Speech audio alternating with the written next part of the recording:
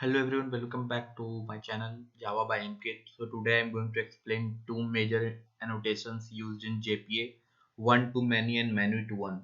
How these two annotations are implemented in Spring Boot project. We will understand that. So I have already one of class employee. So you can see this employee has these many fields. So I will create one more class, department class, and that department class, so we know that one department can have multiple employees, but one employee can only belong to one department. So this is a kind of one to many and many to one relationship. So let me quickly create one department entity. Okay,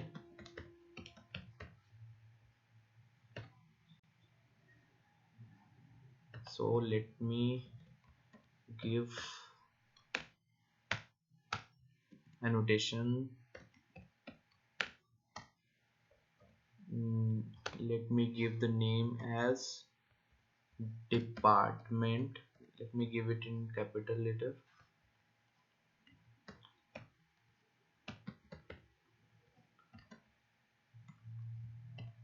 Okay,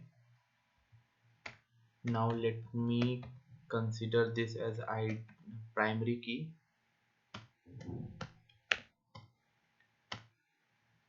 and let's generated value, strategy, generation type,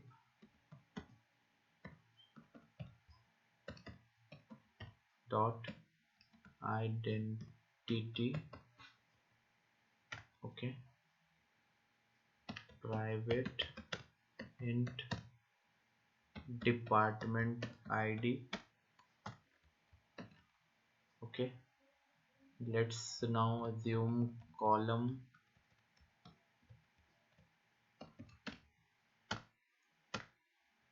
as a private string department name.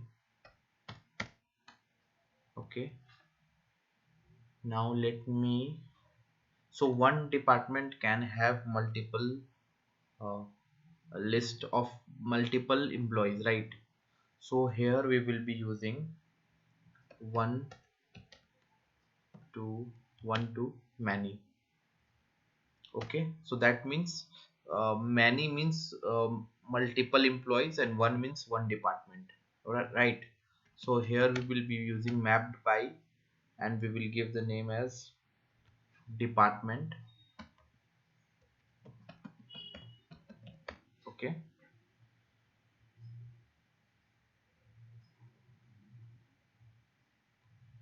now let me consider set. Let's assume that we are sorting the employees in ascending order. So employee, employees. Okay, so let's quickly create getter and setter for this.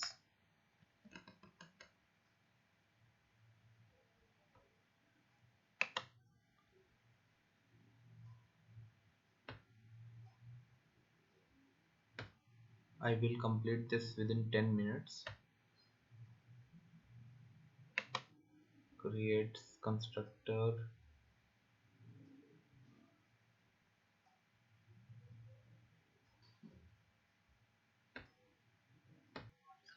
Okay, so I have created this department entity class with all the getter and setter and constructor and default constructor. Okay, so let me now go to employee entity class, and you can see that I have to create, I have already one many to one. Similarly, I will give one more many to one, many to one. Okay, and I will use join column again, and just like the above one, name is equal to department id. So basically in the employee table, department id will work as a foreign key. Okay, private department.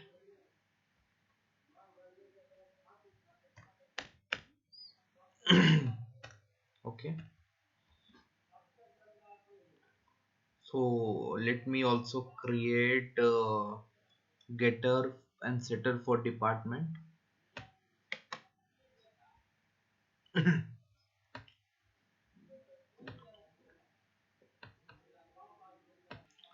Now I will create a department repository class.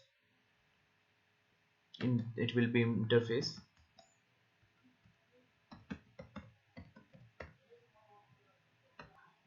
So see, I have created one department repository interface. Now I will create one department controller class.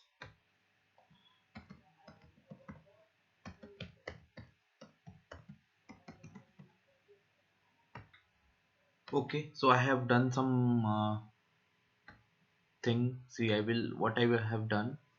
You can see that I have already created this department repository interface, which is extending JPA repository. I have created one department controller with API save and with request mapping as API department. And I have created one interface of service class, and I have created implementation of this department service. Okay, so let me now run the application.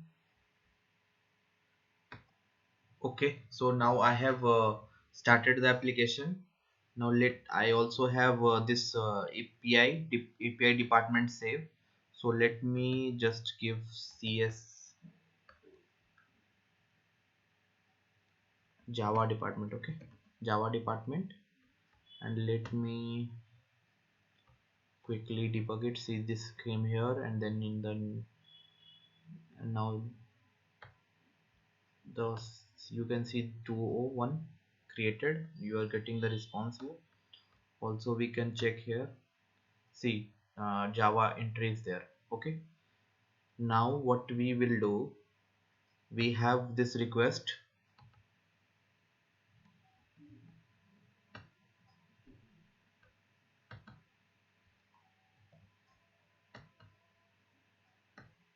Okay, now you can see this is employee save. I have added the this department part here, department, and department id is equal to 1 based on this many to one relationship that I have established in the employee class.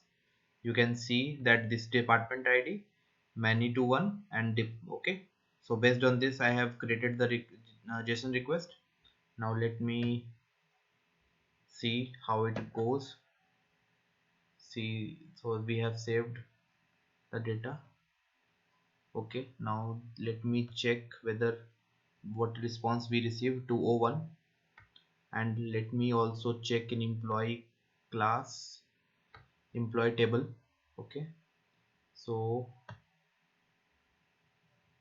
let me scroll down. So Vijay, one entry I have created with, you can see that project id is 1, department id is 1. Okay, so this is the foreign key, and this particular foreign key has been created because of many to one and join column. Okay, thank you.